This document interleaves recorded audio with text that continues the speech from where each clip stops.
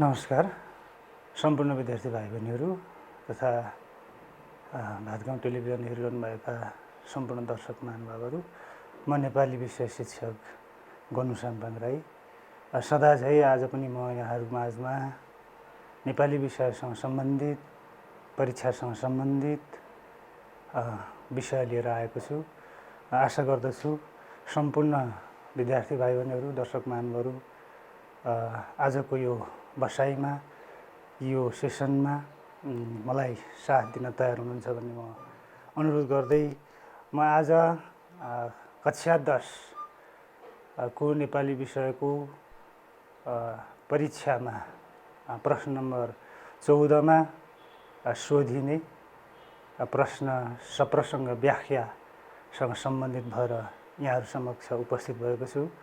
सम्पूर्ण विद्यार्थी भाइ बहिनीहरूले सप्रसङ्ग व्याख्या सम्बन्धी विभिन्न क्रियाकलाप गरिराख्नु भएको अवस्थामा आज पुनः यो बसाइबाट यो छलफलबाट यसलाई अझै स्पष्ट पार्ने प्रयासमा म रहेको छु।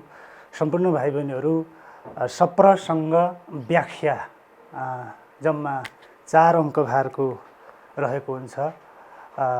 परीक्षामा यो सोधिएको खण्डमा र परीक्षामा जीवनी त्यसैगरी कथा कविता र निबन्धहरूमा मध्येबाट 2वटा प्रश्नको रूपमा कविताहरूमध्येबाट एउटा र अन्य कथा जीवनी निबन्धहरूबाट एउटा गरेर 2वटा प्रश्न यसमा सोधिएको हुन्छ भने यीमध्ये 2वटा मध्ये एउटा तपाईहरुले उत्तर लेख्नुपर्ने हुन्छ। परीक्षात्मक हिसाबले मैले भन्दैछु र आज म यही सन्दर्भलाई यहाँ समक्ष प्रस्तुत गर्न गइरहेको छु।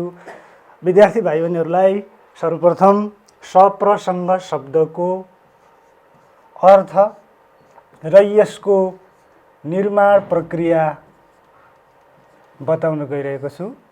सप्रसङ्ग शब्द प्रसङ्ग भन्ने शब्दमा स उपसर्ग लागेर निर्माण हुन्छ। प्रसङ्ग भन्ने शब्दमा स उपसर्ग लागेर सप्रसङ्ग शब्द निर्माण हुन्छ। प्रसङ्गको अर्थ वास्तवमा सन्दर्भ, कुनै पनि विषयको भनाइको सन्दर्भ, कति बेला कुन बेला हैन किन यस्ता कुराहरू नै प्रसङ्ग हुन् भन्ने स उपसर्ग लागिसके पछाडि सप्रसङ्गको अर्थ प्रसङ्ग सहित सन्दर्भ सहित। यहाँनेरि स उपसर्गले सहित भन्ने अर्थ जनाउँछ। स प्रसङ्ग प्रसङ्ग सहित सन्दर्भ सहित सन्दर्भ खुलाएर गरिने व्याख्या नै के हो त सप्रसङ्ग व्याख्या। कुनै पनि उद्धरण, कुनै पनि भनाइ, कुनै पनि पद्यांश गद्यांशको सन्दर्भ हुन्छ। पाठमा सम्बन्धित लेखमा कुन बेलामा आयो, कसले भन्यो हैन, किन भन्यो भन्ने कुराहरू उल्लेख गरेर त्यसको व्याख्या गर्ने प्रक्रिया एउटा सप्रसङ्ग व्याख्या हो। विद्यार्थी भाइ बहिनीहरू यहाँहरूलाई थाहा नै छँदैछ। म यहाँहरूलाई स्लाइड मार्फत पनि देखाउन गइरहेको छु। सप्रसङ्ग व्याख्या सम्बन्धित उद्धरणको प्रसङ्ग सन्दर्भ खुलाएर स्पष्ट पारेर गरिने व्याख्या चाहिँ सप्रसङ्ग व्याख्या हो। यो बारेमा अघि नै चर्चा गरिसकेका छु। अब यो सप्रसङ्ग व्याख्या गर्ने पनि प्रक्रिया छन् हैन, के कसरी यसलाई चाहिँ लेख्ने, के कुरा यसमा समावेश गर्ने। सप्रसङ्गको अर्थ खुलिसके पछाडि हामी त्यो सप्रसङ्ग व्याख्याभित्र के कुरालाई अटाउन सक्छौँ त, के कुरा समावेश गर्नुपर्ने हुन्छ, यो कुरालाई अलि बढी महत्त्व दिनुपर्ने हुन्छ। सप्रसङ्ग अर्थात् प्रसङ्ग खुलाएर गर्नुपर्ने भएकोले म यहाँ विद्यार्थी भाइ बहिनीहरूलाई यसमा उल्लेख गर्न नछुटाउनु पर्ने कुराहरूलाई संरचनागत रूपमा पनि देखाएर चर्चा गरेर विद्यार्थी भाइ बहिनीहरू समक्ष म अगाडि बढ्न गएँ। ल सप्रसङ्ग व्याख्या गर्दा ध्यान दिनुपर्ने कुराहरू माध्यमबाट म अगाडि बढेँ। यो प्रसङ्ग एउटा प्रक्रिया हो, सप्रसङ्ग व्याख्या भन्ने कुरा पनि गरेको छु मैले। व्याख्या मात्रै होइन, यो प्रसङ्गसहित गरिने व्याख्या भएकोले यसमा विभिन्न कुराहरूमा हामीले ध्यान पुर्याउनु पर्ने हुन्छ। के लेख्नु पर्यो, कहाँ कहाँ लेख्ने, कसरी लेख्ने, किन लेख्ने भन्ने कुराहरू म स्पष्ट पार्न गइरहेको छु। स्लाइडमा यहाँहरूले हेर्न सक्नुहुन्छ। पहिलो कुरामा मैले विद्यार्थी भाइहरूलाई एउटा संरचनाको कुरो नै उल्लेख गरेको छु। सबभन्दा पहिला यहाँनेरि लेखिएको छ ध्यान दिनुपर्ने कुरामा सप्रसङ्ग व्याख्याको संरचनाको कुरा गर्दा 3वटा अनुच्छेदमा लेख्ने भन्ने कुरा मैले यहाँनेरि विद्यार्थी भाइ बहिनीहरूलाई अनुरोध गरेँ। कतिपय विद्यार्थी भाइ बहिनीहरूले एउटै अनुच्छेदमा या 2टा अनुच्छेदमा लेखिरहेको देखिन्छ। सामान्यतया सप्रसङ्ग व्याख्या 3वटा अनुच्छेदमा लेख्नु उपयुक्त हुन्छ र त्यो 3वटा अनुच्छेदमा पनि मैले तपाईँहरूलाई देखाइदिएको छु। पहिलो अनुच्छेदमा के लेख्ने, दोस्रोमा के लेख्ने, तेस्रोमा के लेख्ने भन्ने हिसाबले म विद्यार्थी भाइहरूलाई यहाँनेरि स्पष्ट पार्न चाहन्छु। पहिलो अनुच्छेदमा हेर्नुहोस् त लेख्ने कुराहरू सम्बन्धित उद्धरणको कक्षा, किताब, पाठ, शीर्षक र लेखकबारे खुलाउने, संक्षिप्तमा खुलाउने। त्यो पनि हामीलाई त एउटा प्रश्न दिएको हुन्छ, उद्धरण दिएको हुन्छ, त्यो कविताको अंश हुनसक्छ या चाहिँ गद्यको अंश हुनसक्छ होइन। त्यो उद्धरणको चाहिँ कक्षा, त्यो उद्धरण भएको पाठ कुन हो, त्यो पाठ कसले लेखेका हुन्, त्यसै गरी त्यो पाठ कुन किताबमा समावेश गरिएको छ, त्यसै गरी त्यो किताब कति कक्षाको हो। यो एउटा सम्बन्धित उदाहरणलाई हामीले प्रसङ्ग खुलाउने सन्दर्भमा हामीले पेश गर्नुपर्ने हुन्छ। अत्यन्तै सरल भाषामा हामीले पेश गर्दा भयो होइन।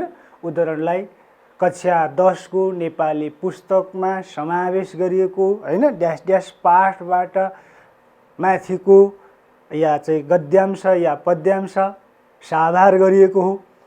यसका लेखक ड्यास ड्यास हुन् मानौँ होइन। यो ढङ्गले तपाईहरूले सरल भाषा शैलीमा यहाँहरूले यो सम्बन्धित उदाहरणको कक्षा, पाठ, किताब, त्यसै गरी चाहिँ लेखक बारेमा खुलाउनु पर्ने हुन्छ। यो सप्रसङ्ग व्याख्यामा अत्यन्तै महत्त्वपूर्ण कुरै नै हो यो पनि।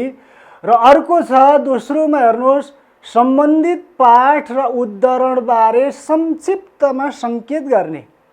हामीलाई दिएको कुनै पनि उद्धरण जो रहन्छ प्रश्नको रूपमा, त्यो उद्धरणको पाठले भन्न खोजेको कुरा संक्षिप्तमा एक वाक्यमा या कुनै पनि त्यस्ता चाहिँ अब विशेषताहरू हुन सक्छन् होइन, पदावलीहरू हुन सक्छन्, ती कुराहरूलाई समावेश गर्ने र हामीलाई दिएको जुन चाहिँ उद्धरण हुन्छ त्यो उद्धरणलाई पनि छोटकरीमा संक्षिप्तमा सङ्केत गर्ने, के भन्न खोजेको। यस विषयमा म उदाहरण दिएर अहिले जानेछु। यो कुरा पनि हामीले छुटाउनु हुँदैन, धेरै लामो पनि गर्नु हुँदैन, छोटकरीमा संक्षिप्तमा एउटा वाक्यमा बढीमा होइन हामीले त्यसो गर्यौँ भनेदेखि यो प्रसङ्ग खुल्नको लागि व्याख्याको क्रममा सजिलो हुन्छ। तेस्रो कुरो, सप्रसङ्गको अर्को महत्त्वपूर्ण कुरो हेर्नुहोस्, पहिलो अनुच्छेदमै सम्बन्धित उद्धरणको प्रसङ्गबारे सङ्केत गर्ने। प्रसङ्ग हेर्नुहोस्, अब त्यो हामीलाई दिएको उदाहरण कसले भनेको हो, कसलाई भनेको हो, कतिखेर भनिएको हो, किन भनेको हो भन्ने कुरा खुलाउनु पर्यो। वा यस्तो कसले भनेको, कसलाई भनेको, कतिखेर र किन भनेको भन्ने सन्दर्भ नआउने खालको उदाहरण छ। मानव जीवनीमा हुन्छ, त्यो निबन्धमा हुनसक्छ त्यो होइन, कुनै पात्रले नभनेको अवस्था हुनसक्छ नि त, अथवा कवितामा त कसैले कसैलाई भनेको त हुँदैन, एउटा पात्र त हुँदैन, हो नि त कविले भनेको भन्ने त अवस्था आउला होइन। त्यो कुरो खुलाउने वा सम्बन्धित उद्धरण आएको बारे सङ्केत गर्ने भनिएको छ है। अब कथामा कुनै पात्रले कुनै पात्रलाई भनिएको कुराहरू हुन्छ, त्यसकारण यो कसले भनेको त्यो उद्धरण होइन। मानौ एउटा तपाईँहरूले पढ्नुभएको एउटा जन्मभूमि भन्ने कविता कथा छ, त्यसमा चाहिँ तिमीले यो युद्ध जित्यौ किनकि तिम्रो साथमा तिम्रा भाइ लक्ष्मण थिए भन्ने भनाइ छ एउटा। यो हामीलाई सप्रसङ्ग व्याख्या गर्दा दिन सक्छ भने त्यो कसले भनेको, कसलाई भनेको, कतिखेर भनेको, किन भनेको त्यो कुरो त स्पष्ट छ हैन। कसले भन्यो? यो रावणले भनेको। कसलाई? रामलाई भनेको हैन। कतिखेर? युद्धमा चाहिँ हार खाइसके पछाडि मृत्युवरण गर्नु पूर्व भनेको हैन। किन भन्दा आफ्नो चाहिँ भाइले आफूलाई साथ नदिँदाखेरि आफ्नो हार भयो, तर रामको चाहिँ आफ्नो भाइ लक्ष्मणले साथ दिँदाखेरि चाहिँ जित भयो। यो कसले, कसलाई, कतिखेर र किन भनेको भन्ने कुरा यसलाई संक्षिप्तमा उल्लेख गर्नुपर्छ। सो सन्दर्भमा आएको हो, माथिको उदाहरण सो सन्दर्भमा आएको भनेर उल्लेख गर्नुपर्छ। यो एउटा सप्रसङ्ग व्याख्याको एउटा महत्त्वपूर्ण कुरा हो। व्याख्या भएको छैन अहिलेसम्म, सन्दर्भ मात्रै हामीले खुलाइरहेका छौँ। यो पहिलो अनुच्छेद तपाईहरुले कक्षा, किताब, पाठ शीर्षक, लेखकबारे स्पष्ट पार्ने, संक्षिप्त रूपमा पाठ र सम्बन्धित उदाहरणलाई सङ्केत गर्ने, सन्दर्भ खुलाउने, प्रसङ्ग खुलाउने कामहरू तपाईहरुले एउटा अनुच्छेदमा गर्नुहोस्। यसलाई धेरै लामो पनि नलेख्नुहोस्, 3-4 वटा वाक्यमा सक्नुहुन्छ भनेदेखि जति सक्दो संक्षिप्तमा यो पहिलो अनुच्छेद लेख्नुहोस्। हामी पहिलो अनुच्छेदको बारेमा पनि अझ उदाहरणार्थ हामी एकछिनमा जानेछौँ। दोस्रो अनुच्छेदमा हेर्नुहोस् के लेख्ने भन्ने कुराहरू। दोस्रो अनुच्छेदमा सम्बन्धित उद्धरणको पाठगत रूपमा व्याख्या गर्ने। यो सप्रसङ्ग व्याख्या है। सप्रसङ्ग व्याख्या भएकोले पाठगत रूपमै व्याख्या गर्नु पर्यो। पाठमा के भइरहेको छ, त्यो उदाहरणले पाठसँग सम्बन्धित के कुरालाई स्पष्ट पार्न खोजेको छ भन्ने कुरालाई तपाईहरुले व्याख्या गर्ने। पाठगत रूपमा भनिएको यस अर्थले हो। पाठमा के भनियो, त्यो उदाहरणसँग सम्बन्धित कुराहरू के छन्, त्यो उदाहरणले चाहिँ भन्न खोजेको कुराहरू पाठमा चाहिँ पुष्ट्याउनको लागि के छ, ती कुराहरूलाई व्याख्या गर्ने। व्याख्या भनेको वर्णन गर्ने हैन। व्याख्या भनेको वर्णन गर्ने। र दोस्रो कुरा यहाँ हेर्नुहोस्, यो एकदम महत्त्वपूर्ण कुरो, त्यो व्याख्या गर्ने क्रममा व्याख्या गर्दा समावेश गर्ने कुरा टिप्पण गर्ने वा मनन गर्ने। तपाईहरुले व्याख्यामा हामीलाई दिएको उदाहरण जुन छ त्यो उदाहरणलाई व्याख्या वर्णन गर्दा के कुरा समावेश गर्ने त्यसमा, यो दोस्रो अनुच्छेदको कुरामा सम्बन्धित पाठबाट त्यो उदाहरणलाई व्याख्या वर्णन गर्ने क्रममा के कुरा त्यसमा समावेश गराउने, त्यो कुरो तपाईहरुले पहिला खाका तयार पार्नुस्। त्यो खेसरा रूपमा तपाईहरुले तयार पार्नु भए पनि राम्रो, अझ या मनन गर्नुस्। यो कुरा चाहिँ यो उदाहरणलाई व्याख्या वर्णन गर्ने क्रममा म समावेश गर्छु, यो कुरा आवश्यक छ भन्ने कुरा तपाईहरुले एउटा चाहिँ योजना बनाउनु पर्यो, मनन गर्नु पर्यो। सकेसम्म खेसरा लेखन गरेर नै तपाईहरुले एउटा खेसरा कविमा लेखन गरेर टिप्पण गरेर राख्नुहोस् र त्यही कुरालाई तपाईले व्याख्याको रूपमा प्रस्तुत गर्नुहोस्। अब व्याख्या गर्दै जाने क्रममा त्यो सम्बन्धित उदाहरणलाई वर्णन गर्ने क्रममा केही कुराहरू, आवश्यक कुराहरू थप्नु पर्यो भनेदेखि थप्दा पनि हुन्छ। तर यसमा सकेसम्म पाठगत रूपमा व्याख्या गर्नुपर्ने भएकोले पाठकै कुराहरूलाई बढी फोकस गर्नुहोस् हैन। त्यसमा अझ जोड दिनको लागि व्याख्या गर्ने क्रममा, वर्णन गर्ने क्रममा थोरै केही कुराहरू थप्न सकिन्छ। सकेसम्म नथपेको राम्रो। आवश्यक छ अति नै भनेदेखि थप्नुहोस्। यो दोस्रो अनुच्छेदमा व्याख्या गर्ने कुराहरू भयो। व्याख्या गर्दै जाँदाखेरि पनि तपाईहरुले के कुरामा ध्यान दिनुपर्छ भने व्याख्या गरिसके पछाडि ती कुराहरू, यी कुराहरूलाई माथिको उदाहरणले व्यक्त गरेको छ। अर्थात् कुनै पात्रले यस कारणले यो कुरो भनेका हुन् हैन, लेखकले यस कुरालाई व्यक्त गर्न खोजेका हुन् या चाहिँ व्यक्त गरेका हुन् भन्ने ढङ्गले पनि यहाँनेरि तपाईहरुले व्याख्या गर्दै जाँदा प्रस्तुत गर्नुपर्ने हुन्छ। यो दोस्रो अनुच्छेदमा सप्रसङ्ग व्याख्या गर्दाखेरि व्याख्याको मूल कुरा हटाउने यो चाहिँ ठाउँ हो। र यो आकारको हिसाबले पनि अलिकति पहिलो अनुच्छेद भन्दा तेस्रो अनुच्छेद भन्दा ठुलो पनि हुन्छ। व्याख्याको ठाउँ भएको कारणले। अर्को तेस्रो अर्थात् अन्तिम अनुच्छेद यहाँनिर तपाईँहरूले हेर्न सक्नुहुन्छ। सम्बन्धित उद्धरणको आशय संक्षिप्त रूपमा निष्कर्षको रूपमा लेख्ने, तर निष्कर्ष भनेरै लेख्ने चाहिँ होइन नि। फेरि निष्कर्षको एउटा अनुच्छेद मान्न सकिन्छ त्यसलाई। त्यस कारणले त्यहाँनिर हामीले दोस्रो अनुच्छेदमा सम्बन्धित उद्धरणको के कुराहरू उल्लेख गर्यौँ त्यसलाई संक्षिप्त रूपमा त्यसको आशयलाई हामीले तेस्रो अनुच्छेदमा लेख्नुपर्छ। मानौँ त्यसलाई निष्कर्ष अनुच्छेद भन्न सकिन्छ। विद्यार्थी भाइ बहिनीहरूलाई थाहै छ कुनै पनि त्यस्ता लेख रचनाहरूको या चाहिँ कुनै पनि उत्तरहरू लेख्दाखेरि कम्तीमा पनि सामान्यतया 3वटा अनुच्छेदमा लेख्ने भन्ने एउटा प्रचलन छ। त्यो ठिक पनि हुन्छ, किनभने परिचय खण्ड या सन्दर्भ खण्ड, व्याख्या खण्ड, होइन, विश्लेषण खण्ड अनि चाहिँ निष्कर्ष खण्ड भन्ने हुन्छ नि। सोही अनुसारले यहाँ पनि हामी तेस्रो अनुच्छेदमा एउटा निष्कर्षको रूपमा त्यो सम्बन्धित उद्धरणको आशयलाई हामी व्यक्त गर्नुपर्ने हुन्छ संक्षिप्त रूपमा। र त्यसै क्रममा हामीलाई माफ गरौँला, कविताहरूको या चाहिँ जीवनीहरूको या निबन्धहरू कुनै पनि पाठहरूबाट दिएको जुन उद्धरण हुन्छ त्यसमा प्रयोग गरेको भाषा शैली बारेमा हामीले उल्लेख गर्नुपर्ने हुन्छ। त्यस्ता कविताहरूमा चाहिँ अब शब्द प्रयोगका कुराहरू, तत्सम तद्भव आगन्तुक शब्दका कुराहरू, होइन, त्यसै गरी चाहिँ अनुप्रास अलङ्कारका कुराहरू, बिम्ब प्रतीकका कुराहरू, है, भाषा शैली, अभिधा व्यञ्जना लक्षण अर्थहरू, यस्ता विभिन्न प्रकारका भाषा शैलीसँग सम्बन्धित कुराहरू, छन्दका कुराहरू हुनाले गर्दाखेरि हामीले सप्रसङ्ग व्याख्या गर्दा तेस्रो अर्थात् अन्तिम अनुच्छेदमा सम्बन्धित उदाहरणको भाषा शैली उल्लेख गर्नुपर्छ।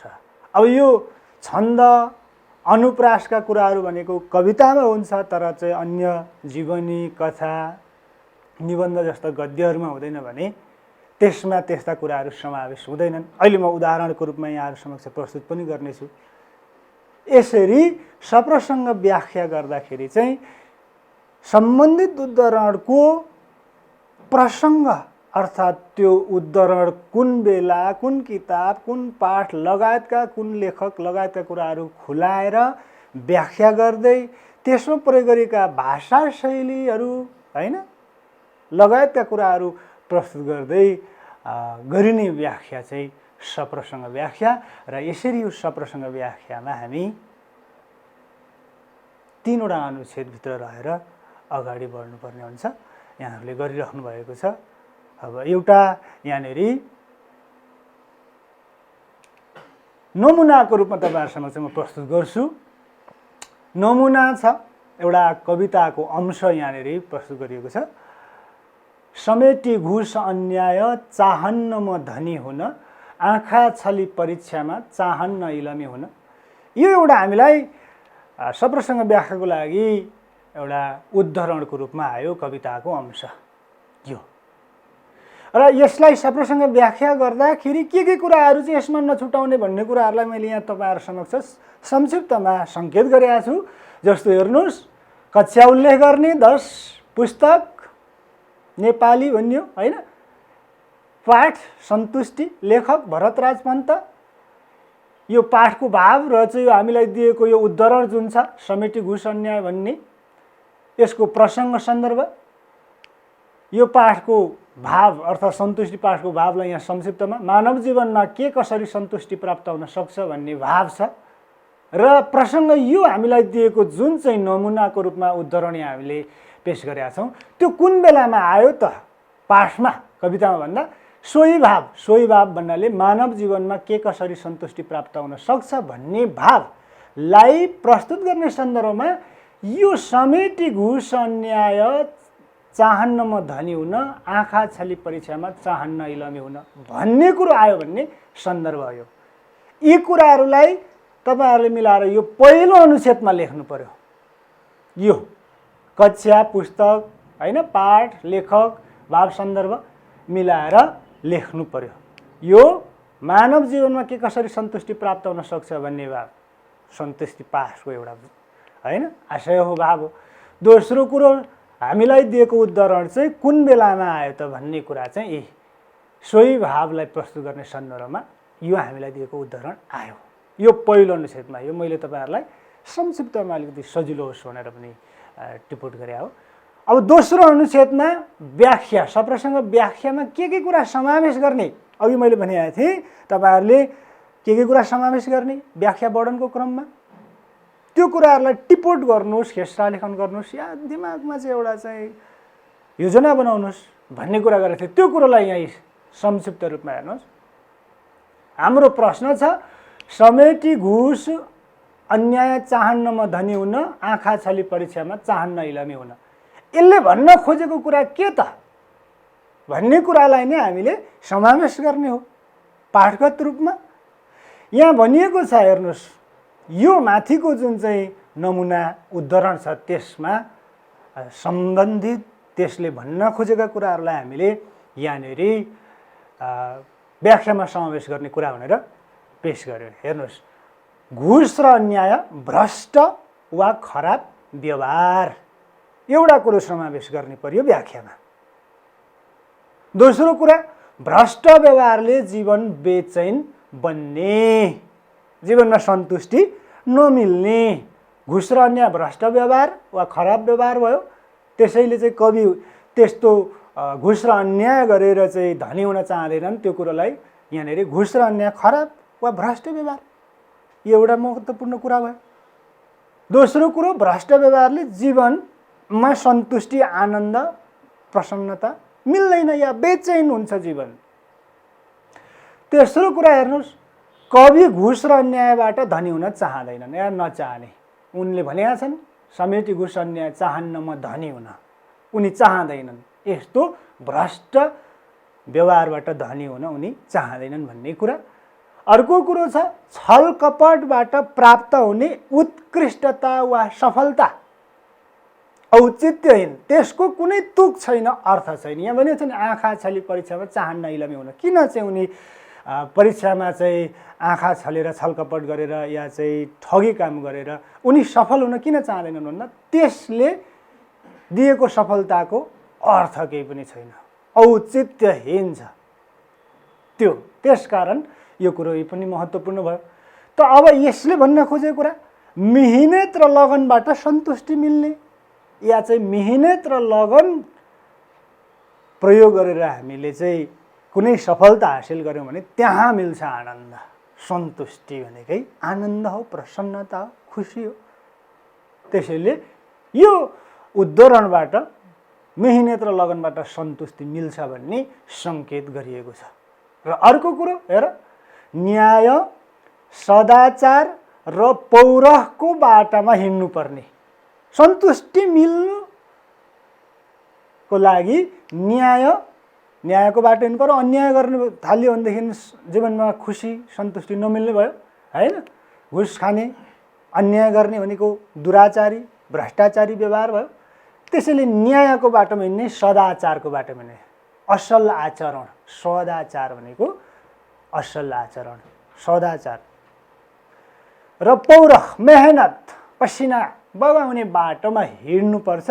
र त्यसको गरेको खण्डमा हामीले प्राप्त गरेका उपलब्धिहरू, हामीले प्राप्त गरेका सफलताहरू, हाम्रा उत्कृष्टताहरू, यसले हामीलाई खुसी दिन्छ, आनन्द दिन्छ भन्ने कुरालाई यहाँनिर यसरी बुदागत रूपमा व्याख्यामा समावेश गर्ने कुरा उल्लेख गरे। हेर्नुहोस्, र भाषा शैली, यो हामीलाई दिएको जुन चाहिँ नमुना छ, उदाहरण छ, त्यसको भाषा शैली हाम्रो विद्यार्थी भाइ बहिनीहरूले पढ्नै भएको छ। सन्तुष्टि भन्ने कविता अनुष्टुप छन्दमा रचना गरिएको छ। यसमा अन्त्यानुप्रास अलङ्कार प्रयोग गरिएको छ। अन्त्यानुप्रास हेर, धनी हुन, नि हुन, इ हुन, इ हुन भनौँ, इलमी हुन, अन्त्य भनेको अन्त्य भइहाल्यो, अनुप्रास भनेको समान ध्वनि वर्ण मिलेको भन्ने उस्तै हैन। अन्त्यानुप्रास अलङ्कार। तत्सम शब्दको प्रयोग गरिएको, तत्सम यो चाहिँ परीक्षा, अन्याय हैन, इलमी जस्ता चाहिँ तत्सम भनेको संस्कृत शब्दहरू तद्भव भन्नाले चाहिँ अब संस्कृतबाट नेपालीमा आउँदाखेरि परिवर्तन भएर आएको यस्ता शब्दहरूको यसमा प्रयोग गरिएको छ।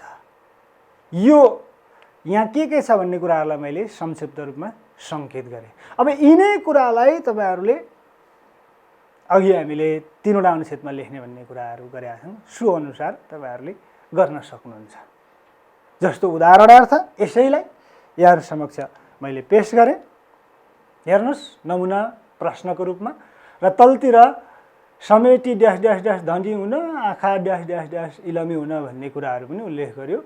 विद्यार्थी भाइ बहिनीहरूलाई यो उत्तर लेख्दाखेरि सिधै उत्तर लेखेर चाहिँ सुरु गरिहाल्नुहुन्छ। अनि चाहिँ प्रश्न चाहिँ कुन थियो, या चाहिँ मानौँ प्रस्तुत कवितांश या प्रस्तुत उद्धरण भनेर भन्यो, मासतिर चाहिँ केही पनि छैन। प्रस्तुत भनेको त माथि प्रस्तुत गरिएको भन्ने हो। त्यसकारण पनि प्रस्तुत भन्नुभन्दा माथि त के प्रस्तुत गरिएको छ हेर्नु पर्यो। त्यसकारण नमुना प्रश्नलाई मैले त्यहाँ ड्यास ड्यास गरेर देखाएको छु। हेर्नुहोस्, यहाँहरूले पनि त्यसरी लेख्नुपर्ने हुन्छ। यहाँ लेख्यो, अघि उल्लेख गरेकै कुराहरू हेर्नुहोस्, माफ गर्नु होला, हेर्नुहोस् त, प्रस्तुत कवितांश, यहाँनिर मैले कवितांश भने कविताको अंश भएकोले कवितांश भनिएको हो। तपाईँहरूले अब होइन गद्यांश पद्यांशमा लेख्नुभएको छ। पद्यांश पद्यमा लेखेको लेख, पद्य लेख भयो भनेपछि पद्यांश भयो होइन। तपाईँहरूको एउटा कुरो, पद्यांश लेख्दाखेरि पनि गद्यांश लेख्दाखेरि पनि तपाईँहरूको अलिकति लेखाइमा शुद्धाशुद्धिमा थोरै समस्या देखेको छ। जस्तो यहाँनिर शिरबिन्दु हुनुपर्ने होइन, तपाईँहरूको यो स्वमाथि भएको पनि देखिएको छ। यो भनेको पद्य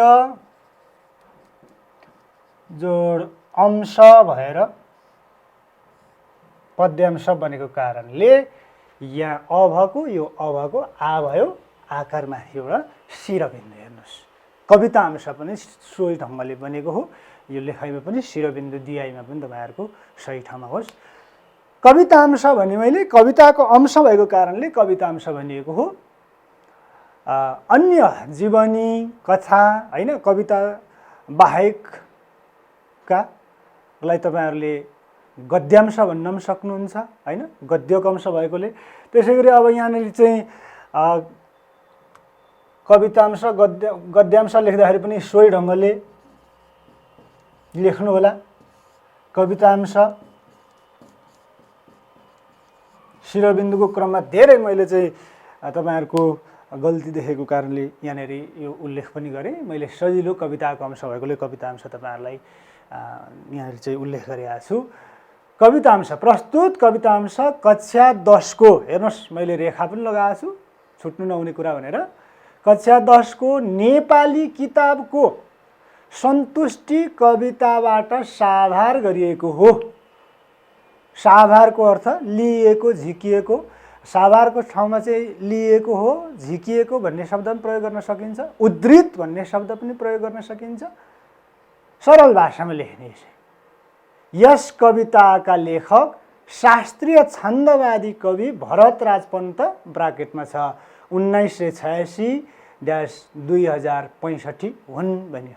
यो भनेको हेर्नुहोस् त, शास्त्रीय छन्दवादी कवि भरतराज पन्त यो सन्तुष्टि कविताका लेखक, लेखकको नाम लेख्यौँ हामीले, कविताको लेखकको नाम।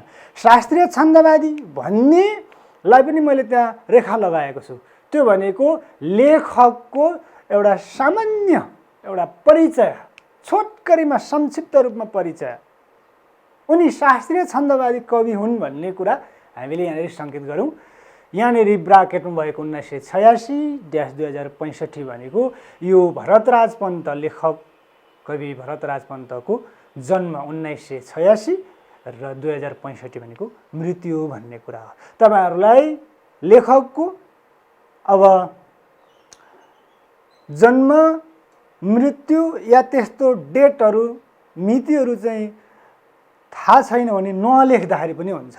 अब थाहा भएको खण्डमा लेख्दा भयो, राम्रो हो होइन। नलेख्दैमा यसले तपाईँहरूलाई कुनै असर गर्दैन। त्यो जन्म मृत्यु जस्ता मितिहरूले खासै असर गर्दैन। अनि अर्को कुरा के हो भने विद्यार्थी भाइ बहिनीहरूको मैले यसो अनुभव गरेको कुरा पनि सेयर गरेँ।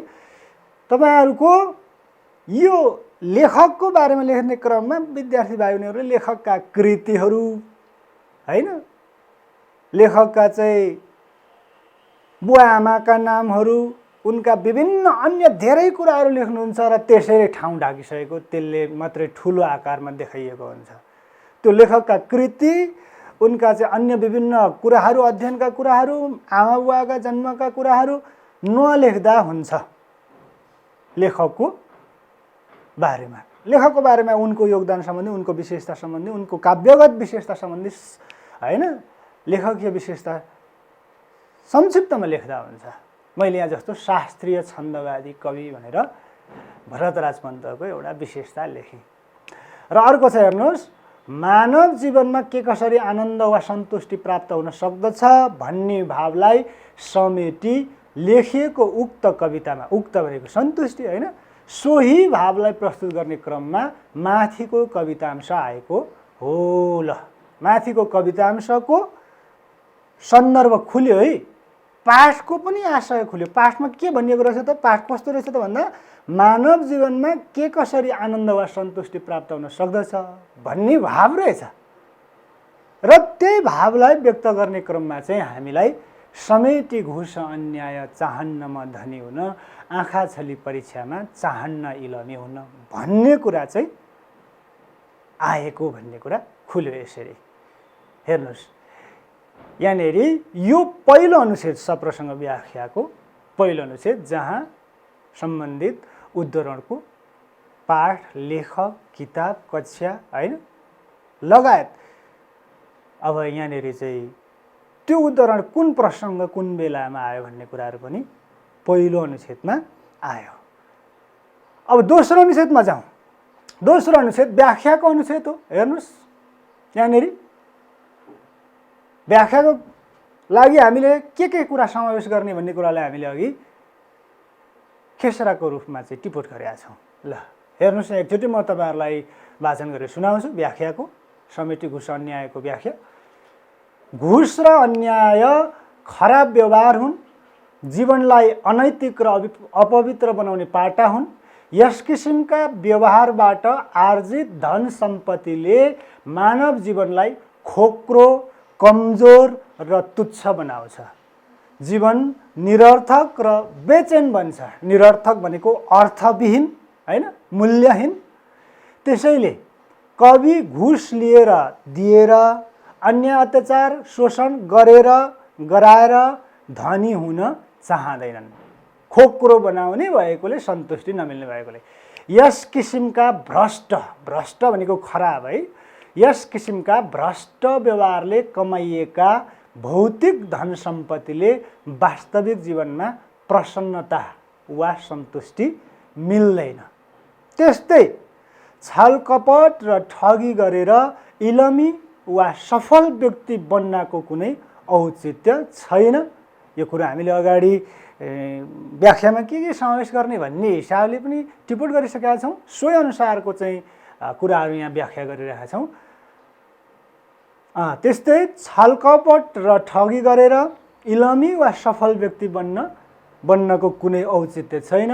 आफ्नो मेहनत, लगन र पसिनाले सफलताको शिखर चढ्दा मात्रै जीवनमा सन्तुष्टि मिल्छ। न्याय, सदाचार र पौरखको बाटोमा हिँडेर धनी, इलमी र सफल व्यक्ति बन्दा मात्रै जीवनमा आनन्द वा सन्तुष्टि मिल्छ। यिनै कुरालाई अब हेर्नुहोस्, व्याख्या गरियो मास्तिर र अब व्याख्या सम्बन्धित उद्धरणको व्याख्या गर्दाखेरिको कुराहरू भइसक्यो। अब यिनै कुरालाई माथिको कवितांश मार्फत कविले व्यक्त गर्दै घुस, अन्याय र छलकपट त्यागेर न्याय, सदाचार र पौरखको बाटोमा हिँडी सन्तुष्ट हुन सकिने कुरा व्यक्त गरेका छन्। ल, सप्रसङ्गको व्याख्या गर्ने क्रममा यसरी व्याख्या गरिसके पछाडि पनि अन्तिममा यहाँनिर माथिको कवितांशले या उद्धरणले यो कुरा भनेको हो भन्ने खालको अभिव्यक्ति पनि आवश्यक छ। ल, व्याख्या गर्ने क्रममा तपाईँहरूले लेख्नुभयो घुस र अन्याय खराब व्यवहार। त्यसैले लेखकले चाहिँ त्यो घुस र अन्याय गरेर चाहिँ, घुस खाएर अन्याय गरेर धनी हुन नचाहेको, त्यसले जीवनलाई सन्तुष्टि नदिने भएको कुराहरू गरे। त्यसले त जीवनलाई बरु अनैतिक र अपवित्र बनाउने रहेछ, हैन? त्यस्तो घुस र अन्याय जस्तो व्यवहारबाट चाहिँ हामीले कमाइएको धन सम्पत्तिले चाहिँ हामीलाई बलियो होइन कमजोर बनाउने रहेछ, घिनलाग्दो बनाउने रहेछ, खोक्रो कमजोर बनाउँछ भन्ने कुराहरू त्यसबाट हामी बुझ्छौँ। जीवनको अर्थ नहुने, जीवन तहस नहस हुने, बेचैन हुने, हैन? त्यसैले कविले चाहिँ घुस लिएर दिएर अन्याय अत्याचार गरेर गराएर आफू धनी बन्न चाहेका छैनन्, किनभने जीवनमा सन्तुष्टि मिल्दैन। अब छलकपट ठगी जस्ता कामहरू गरेर पनि मान्छेले एउटा सफलता हासिल गरेको, उच्च ओहदामा पुगेको हामी देख्छौँ भने, या परीक्षामा सफलता हासिल गरेको देख्छौँ, तर त्यसरी पनि हामीले प्राप्त गरेको उपलब्धिको औचित्य छैन, किनभने त्यो देखावटी मात्रै हुने भयो, देखावटी ढोगी व्यवहार भयो। त्यस्तो व्यवहारले हामी कुनै सफलता हासिल गऱ्यौँ या ओहदा उच्चमा पुग्यौँ भनेदेखि त्यो हामीलाई आनन्द मिल्दैन या जोस आउँदैन या हामीलाई ग्लानी फिल हुन्छ। त्यसकारण पनि लेखकले भनेका छन् त्यहाँ कविता अंशमा, हैन? आँखा छली परीक्षामा चाहन्नमा इलमी हुन भनेका छन्। यहाँनिर भनिएको छ त्यसैले मेहनत लगन पसिनाले सफलताको शिखर चढ्यो भने चाहिँ के हुन्छ? सन्तुष्टि आनन्द मिल्छ। त्यसैले त्यस्ता घुस अन्याय छलकपट त्याग्नु पर्यो, न्याय सदाचार र पौरखको बाटो हिँड्नुपर्छ। त्यसबाट प्राप्त गरेका जति पनि उपलब्धिहरू छन् त्यसैले हामीलाई सन्तुष्ट हुन सहयोग गर्छ या चाहिँ हामीलाई आनन्द मिल्छ भन्ने कुरा यो व्याख्याको क्रममा आयो। हेर्नुहोस् दोस्रो अनुच्छेदको कुरा, मैले महत्त्वपूर्ण कुरा सम्बन्धित चाहिँ हाम्रो उद्धरणसँग सम्बन्धित कुराहरूलाई रेखाङ्कन पनि गरिरहेको छु, तर तपाईँहरूले परीक्षामा रेखा लगाइराख्नु पर्छ नै भन्ने छैन। लगाउन सक्नुहुन्छ, भ्याउनुहुन्छ भने महत्त्वपूर्ण कुराहरूलाई तपाईँहरूले रेखा लगाउनु भएको बेस्ट हुन्छ। अब रेखा नलाउँदैमा चाहिँ अब व्याख्या नहुने चाहिँ होइन, तर मैले चाहिँ तपाईँहरूलाई यहाँनिर महत्त्वपूर्ण कुराहरूलाई सङ्केत गरे हो। तपाईँहरूले पनि परीक्षामा सक्नुहुन्छ, राम्रो हो। त्यो लगाउँदाखेरि नलगाउँदैन फेरि तपाईँहरूको गल्ती हुँदैन। अब तेस्रो अनुच्छेद हेर्नुहोस्, निष्कर्ष र भाषा शैलीको लेखन गर्ने भन्ने कुरा अघि नै भनियो। हेर्नुहोस् त, निष्कर्षमा घुस अन्याय र छलकपटबाट धनी र इलमी वा सफल व्यक्ति हुनु भनेको वास्तवमा सुन्निएर मोटाउनु जस्तै हो। सुन्निएर मोटाउनु भनेको त रोग हो, हैन? हामीलाई यसले त दुःख दिन्छ, ज्यानै जान्छ बरु, हैन? जसले हामीलाई रोगी र बेचैनी बनाउँछ तर प्रसन्नता वा सन्तुष्टि दिँदैन वा मिल्दैन। त्यस्तो गलत व्यवहारबाट प्राप्त गरेको उपलब्धिहरूले हामीलाई सन्तुष्टि दिँदैन, हामीलाई दुःख पीडा बेचैनी या रोग तनाव मात्रै दिन्छ भन्ने कुरा हो। र सन्तुष्टि मिल्नको लागि अब यहाँ हेर्नुहोस् त, जीवनमा प्रसन्नता प्राप्तिका लागि या सन्तुष्टि प्राप्तका लागि हामी न्याय सदाचार इमान्दार र पवित्र परिश्रम, परिश्रमलाई पवित्र शब्द यहाँ मैले तपाईँहरूमाझ पेश गरेँ। परिश्रम जस्तो पवित्र कुरो संसारमा छैन, हैन? न्याय सदाचार इमान्दार र पवित्र परिश्रमको बाटोमा हिँड्नुपर्छ। के गर्नको लागि? यो माथि हामीलाई दिएको उदाहरणले भनेअनुसार भन्दा जीवनमा सन्तुष्टि प्राप्तिको लागि न्याय सदाचार इमान्दार र पवित्र परिश्रमको बाटोमा हिँड्नुपर्छ भन्ने कुरा हेर्नुहोस् है। अब भाषा शैली अन्तर्गतको कुरा भन्ने कुरा अनुष्टुप छन्दमा रचिएको, माथिको कवितांश के छ? अनुष्टुप छन्दमा। अब भाइ बहिनीहरूलाई अहिले छन्दको बारेमा त्यति ज्ञान नहोला, तैपनि 10 कक्षाको पाठहरू भएका कविताहरूको बारेमा सरहरूले सङ्केत गर्नुभएको होला। यो अनुष्टुप छन्दमा रचिएको छ। यस्ता छन्दहरू विभिन्न प्रकारका हुन्छन्, हैन? अनुष्टुप छन्दमा रचिएको माथिको कवितांशले अन्त्यानुप्रास अलङ्कार, अन्त्यको अनुप्रास अन्त्यानुप्रास अलङ्कार तत्सम र तद्भव शब्दहरूको माध्यमद्वारा सरल रूपमा व्यक्त गरेको छ। सरल रूपमा बुझ्न सकिने भाषा शैली भनेको बुझ्न कठिन पनि हुनसक्छ या सजिलै बुझ्न पनि सकिन्छ, हैन? विभिन्न बिम्ब प्रतीकहरूको माध्यमबाट पनि बुझ्न सकिन्छ। त्यसकारण यहाँनिर सरल रूपमा व्यक्त गरेको छ भनियो। सरल सजिलै बुझ्ने हिसाबले व्यक्त गरियो। शब्दहरू तत्सम तद्भवको प्रयोग गरियो। अलङ्कार अन्त्यानुप्रास अलङ्कारको प्रयोग गरियो हैन। त्यसैगरी छन्द अनुष्टुप छन्दको प्रयोग गरिएको छ। यसरी सम्बन्धित उदाहरणको भाषा शैलीको पनि यसमा सप्रसङ्ग व्याख्यामा चर्चा गर्नुपर्छ। तपाईहरुले सप्रसङ्ग व्याख्या गर्दा यो ढङ्गले यो कक्षा 10 मा पढ्नुहुने तपाईँ विद्यार्थीहरूको लागि मात्र नभइकन तपाईहरुले 11-12 मा पढ्नु उनीहरूले पनि यही ढङ्गले तपाईहरुले सप्रसङ्ग व्याख्या गर्न सक्नुहुन्छ। यसको प्रक्रियामा तपाईहरु प्रवेश गर्नुभयो, यही ढङ्गले गर्नुभयो भने तपाईहरुलाई राम्रो हुन्छ। यसरी यो एउटा मैले कविताको एउटा अंशको सप्रसङ्ग व्याख्या गर्ने कुराहरू गरे। अब कविता बाहेक कथाको पनि हुन सक्छ, जीवनीबाट पनि कुनै पनि उदाहरणहरू प्रश्नको रूपमा आउन सक्छ। त्यसमा र यसमा अर्थात् चाहिँ कवितामा थोरै फरकहरू हुन्छन्। कवितामा सम्बन्धित उदाहरणको भावसँग सम्बन्धित भएर व्याख्या गर्ने अर्थात् चाहिँ पाठहरूसँग सम्बन्धित भएर व्याख्या गर्नुपर्ने क्रम बढी हुन्छ। यतापट्टि जीवनीहरूको कुराहरूमा तथ्यगत कुराहरू अलि आउने हुन्छन्। त्यसकारण मैले एउटा अर्को पनि यहाँ समक्ष नमुना पेश गरेँ। नमुना 2 हेर्नुहोस्, म यसलाई संक्षिप्तमा चर्चा गर्छु अघिको जस्तै भएकोले। आफ्नो जीवनकालमा दुनियाँको हित हुने काम गर्न सक्नु जीवनको सार्थकता हो भन्ने एउटा गद्यांश मैले यहाँनिर प्रस्तुत गरेँ। त्यसको लागि सप्रसङ्ग व्याख्याको लागि के कुराहरू समावेश गर्ने भन्ने कुरा अघिल्लोमा जस्तै ढङ्गले म सर्टकटमा तपाईँहरू समक्ष पेश गर्छु। कक्षा 10 भइगयो, पुस्तक नेपाली पाठ तपाईहरुलाई थाहा छ कुन पाठबाट यो झिकेको? Clara Zetkin. अब तपाईहरुलाई म एउटा कुरो पनि गर्छु, विद्यार्थी भाइ बहिनीहरूको के छ भने बानी अभ्यासमा जुन सप्रसङ्ग व्याख्याको लागि नमुना दिएको छ त्यही मात्रै तपाईहरु प्र्याक्टिस गरिराख्नु भएको हुन्छ। तर सप्रसङ्ग व्याख्याको लागि महत्त्वपूर्ण भनाइहरू, महत्त्वपूर्ण वाक्यहरू पाठमा पनि रहेका हुन्छन्, अभ्यासको रूपमा नदिएको अवस्थाका पनि हुन्छन्। त्यस्ता कुराहरूलाई पनि तपाईहरुले प्र्याक्टिस गर्नुहोस्। यो कुरा मैले यहाँ नमुनाको रूपमा ल्याएँ।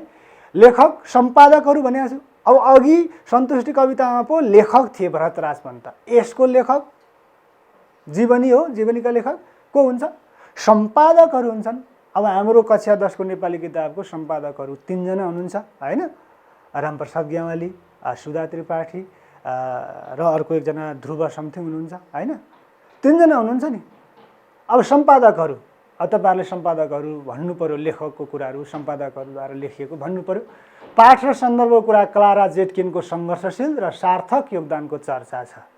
त्यो चाहिँ क्लारा जेटकिन भन्ने पाठमा र हामीलाई दिएको उदाहरण चाहिँ क्लाराको जीवन के कसरी सार्थक भयो भन्ने सन्दर्भमा यो उदाहरण आएको हो। र अब व्याख्यामा के कुरा समावेश गर्ने भन्ने कुराहरू हेर्नुहोस्। अब क्लारा जेटकिनले चाहिँ के कामहरू गरेर आफ्नो जीवनलाई सार्थक बनाइन् भन्ने कुरा यहाँ हामीले समावेश गर्ने हो नि। यो कविताको जस्तो भएन यो, हेर्नुहोस् हैन। जीवनको मूल्य महत्ता र अस्तित्व, जीवनको सार्थकता, यो कुरो समावेश गर्ने। जीवनको सार्थकता भन्नु के रहेछ? जीवनको मूल्य महत्ता र अस्तित्व रहेछ। जीवनलाई सार्थक बनाउन योजना, सङ्घर्ष, अठोट, त्याग र समर्पण चाहिने। सार्थक बनाउँछु भनेर मात्रै भएन, त्यो बनाउनको लागि के चाहियो? योजना चाहियो, सङ्घर्ष चाहियो, अठोट चाहियो, त्यसैगरी त्याग र समर्पण पनि चाहियो है। अर्को कुरा, अब क्लाराले महिलाहरूलाई मताधिकार दिलाएर राज्य सञ्चालनमा सहभागी गराउनु, यस कामहरू गरेको कारणले उनको जीवन सार्थक हैन। महिलाहरूलाई मताधिकार दिलाए, मताधिकार थिएन हैन। उनीहरूलाई मताधिकार, मत प्रदान गर्ने अधिकार, विचार प्रदान गर्ने अधिकार महिलाहरूलाई थिएन पहिले हैन। त्यो महिलाहरूलाई दिलाउने काम यिनले गरिन्, जुन अहिले सम्पूर्ण नारीहरूले उपभोग गरिराख्नु भएको छ, या चाहिँ अन्य पुरुषहरूले त उपभोग गरिरहेकै थिए, नारीहरूले उपभोग गरिरहेका छन्। राज्य सञ्चालनमा महिलाहरू पुगेका छन् हैन। यो अधिकार, यो खालको अवस्था क्लारा जेटकिनले दिलाएकी हुन्। त्यसकारण उनको जीवन सार्थक भयो, महत्त्वपूर्ण काम गरेकोले। अर्को, पुरुष समान महिलाको पारिश्रमिकको व्यवस्था गराउनु, क्लाराले यो काम गरेकी छन्। एउटै काम गर्यो, महिलालाई कम पारिश्रमिक, पुरुषलाई बढी थियो, त्यस्तो हुँदैन भनेर क्लाराले आवाज उठाइन् र आज संसारभर महिला र पुरुषलाई एउटै कामको लागि समान रूपमा चाहिँ पारिश्रमिकको व्यवस्था गरिएको छ। हाम्रै देशको कुरा गरौँ भने कानुनले पनि त्यो कुरा उल्लेख गरिएको छ। श्रमिकहरूको उचित पारिश्रमिकको व्यवस्था गराउनु, श्रमिकहरूलाई पनि श्रम मात्रै गराउने, श्रम शोषण गराइएको अवस्था थियो, उनीहरूलाई पनि उचित पारिश्रमिकको व्यवस्था गराउने कामहरूमा यिनले चाहिँ योगदान दिएका छन्। अर्को छ, हेर्नुहोस्, त्यो बेलामा क्लारा जेटकिनको समयमा वैज्ञानिक र व्यावहारिक शिक्षा थिएन, धार्मिक शिक्षा थियो हैन भने धार्मिक शिक्षाको सट्टामा वास्तवमा अबको मानिसलाई वैज्ञानिक र व्यावहारिक शिक्षाको व्यवस्था गर्नुपर्छ भन्ने आवाज उठाइन्। महिला शिक्षा, महिलाहरूलाई अगाडि ल्याउनको लागि महिला शिक्षाको चाहिँ अवधारणा ल्याइन्। सहज शिक्षामा जोड दिइन्, लैङ्गिक विभेद कम होस् भनेर चाहिँ सहज शिक्षाको व्यवस्थामा जोड दिने कामहरू गरिन्। र अहिले यी वैज्ञानिक व्यावहारिक शिक्षाहरू, महिला शिक्षा, सहज शिक्षाहरूको कुराहरू संसारभर लागू भइरहेको छ। यस्तो महत्त्वपूर्ण काम गरेर उनको चाहिँ जीवन सार्थक बनेको हो। हेर्नुहोस्, यहाँनिर माथि क्लारा जेटकिनको नाम त आएको छैन। आफ्नो जीवनकालमा दुनियाँको हित हुने काम गर्न सक्नु जीवनको सार्थकता हो भनिएको त छ, तर त्यहाँ क्लाराको नाम नभए पनि स्वप्रसङ्ग व्याख्या हो नि त। यो सम्बन्धित पाठसँग रहेर हामीले चाहिँ व्याख्या गर्नुपर्ने भएको यो कुरा यहाँ समावेश गर्ने। अब विश्वयुद्धको विरोध पनि गरिन् यिनले हैन, र यस क्रममा क्लाराले शारीरिक तथा मानसिक दण्ड सजाय भोगेकी छन्, देश निकाला समेत भएकी छन् हैन, विभिन्न प्रकारका यातनाहरू पनि खप्नु परेको छ उनले। यो व्याख्याको क्रममा समावेश गर्ने भनेर यहाँनिर हामीले एउटा खेसरा गरेका हौँ। र भाषा शैलीको कुरा गर्नुपर्दा हामीलाई दिएको उदाहरण जुन छ सरल छ, बुझ्न सकिन्छ, सुबोध्य भनेको बुझ्न सकिने भाषा शैली छ, सजिलै हैन। अभिधा अर्थ छ, सिधा अर्थमा हामीले यो बुझ्न सक्छौँ, कुनै यसमा चाहिँ अब व्यञ्जनार्थ हैन, लाछडा अर्थ छैन। यो ढङ्गले चाहिँ सजिलै बुझ्न सकिने भाषा शैली छ। अब यसलाई हामीले एउटा अनुच्छेदगत रूपमा हेर्न सक्छौँ। तपाईँहरूले हेर्नुहोस्, नमुनाको रूपमा अब चाहिँ सबैसँग व्याख्या लेखियो है। हेर्नुहोस्, पहिलो अनुच्छेदमा आफ्नो ड्यास ड्यास ड्यास ड्यास सार्थकता हो, यो प्रश्न हो, प्रस्तुत भन्नुको लागि चाहिँ त्यो कुरो माथिको भन्नुको लागि हो। अब यहाँ अलिकति फरक तरिकाले तपाईँहरू सामु यो मैले उल्लेख गरेको छु। यहाँ प्रस्तुत उद्धरण भनेर सुरु नगरिकन जीवनको सार्थकता के हो भन्ने बारे प्रस्तुत गरिएको माथिको उद्धरण भन्ने हो। त्यो हामीलाई दिएको उदाहरणले के बोलेको छ त भन्दा जीवनको सार्थकता के हो भन्ने कुरा बोलेको छ नि त। त्यसकारण मैले महत्त्वपूर्ण कुरोलाई नै सुरुमा समावेश गरेर तपाईँहरूमा आज पेश गरेँ। जीवनको सार्थकता के हो भन्ने बारे प्रस्तुत गरिएको माथिको उद्धरण कक्षा 10 को नेपाली पुस्तकको क्लारा जेटकिन भन्ने जीवनीबाट उद्धृत गरिएको हो। ल हेर्नुहोस्, उद्धृत झिकिएको हैन, उद्धरण। अघि कविताको अंश थियो र कवितांश भन्यो, त्यसलाई पनि उद्धरण भन्न मिल्छ। यहाँनिर गद्यांश पनि भन्न मिल्छ यो गद्य भएको कारणले। यस पुस्तकका सम्पादकहरू ब्राकेटमा लेखेको छ डाक्टर सुधा त्रिपाठी, डाक्टर धनप्रसाद सुवेदी र रामप्रसाद गेवाली। अब यहाँनिर सम्पादकहरूको तपाईँहरूको नाम आएन, आउन सकेन भनेदेखि सम्पादकहरू भनिदिँदा भयो, नामै लेख्न सकिन्छ भने लेख्दा पनि भयो। यस पुस्तकका सम्पादकहरू 3 जना छन्। द्वारा नारीवादी सङ्घर्षशील व्यक्तित्व, ल नारीको हकितको लागि काम गर्ने काम क्लारा जेटकिनले गरेको कारणले उनलाई नारीवादी सङ्घर्ष गरेको कारणले एकदम जीवनभरि सङ्घर्ष उनले गर्नु पर्यो, त्यसकारण सङ्घर्षशील व्यक्तित्व भन्यो। नारीवादी सङ्घर्षशील व्यक्तित्व क्लारा जेटकिनको योगदानको चर्चा गर्ने क्रममा माथिको उद्धरण आएको। ल हेर्नुहोस्, नारीवादी सङ्घर्षशील व्यक्तित्व क्लारा जेटकिन भन्ने जीवनी जुन छ त्यसमा चाहिँ क्लारा जेटकिनको योगदानको चर्चा गरिएको छ र त्यही योगदानको चर्चा गर्ने क्रममा चाहिँ हाम्रो यो नमुनाको उदाहरण आएको हो। सन्दर्भ खुल्यो है, हेर्नुहोस्। र यसको व्याख्या गर्ने क्रममा अघि हामीले समावेश गर्ने कुराहरू भनेर टिप्पणी गरेका थियौँ, त्यसैलाई यहाँनिर अब आवश्यक मात्रामा वाक्यात्मक रूप दिएर व्याख्या गरिएको छ। जस्तो हेर्नुहोस्, जीवनको सार्थकता भन्नु जीवनको मूल्य, महत्ता र अस्तित्व निर्माण गर्नु हो। जीवन छ भन्ने अवस्था हुनु हो हैन।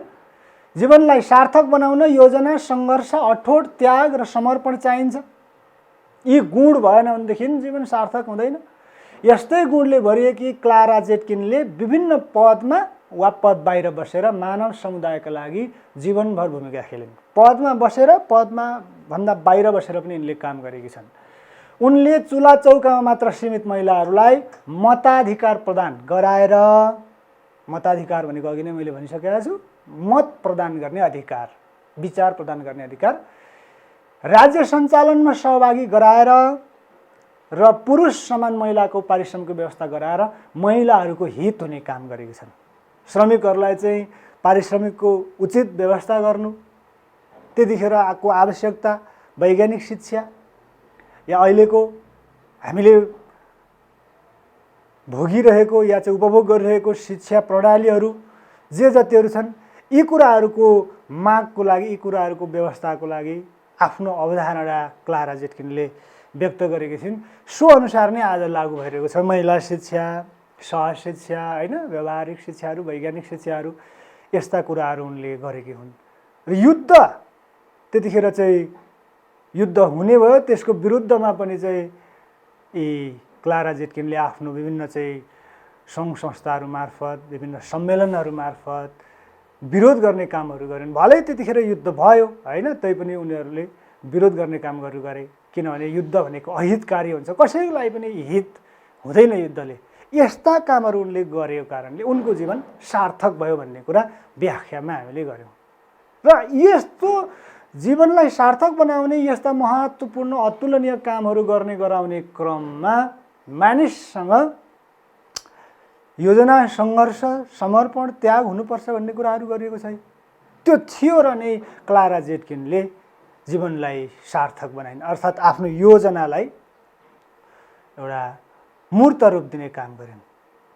त्यो क्रममा उनले त देश निकाला हुनु पर्यो, विभिन्न चाहिँ जेलहरूको जीवन चाहिँ व्यतीत गर्नु पर्यो, कष्टकर पीडाहरू, दण्ड सजायहरू भोग्नु पर्यो, होइन, विभिन्न व्यक्तिगत स्वार्थहरूलाई उनले चाहिँ तिलाञ्जली दिनु पर्यो।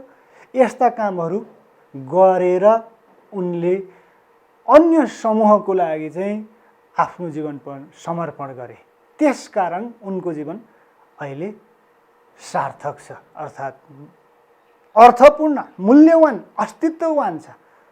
अरूको हितको लागि काम गरेर हामी जीवन व्यतीत गर्न सक्यौँ भने मात्रै हाम्रो जीवनको मूल्य रहन्छ, अस्तित्ववान रहन्छ हाम्रो जीवन। हामीले यदि अरूको हितको लागि कुनै पनि काम गर्न सकेनौँ भने हाम्रो जीवनको अर्थ रहँदैन, निरर्थक हुन्छ।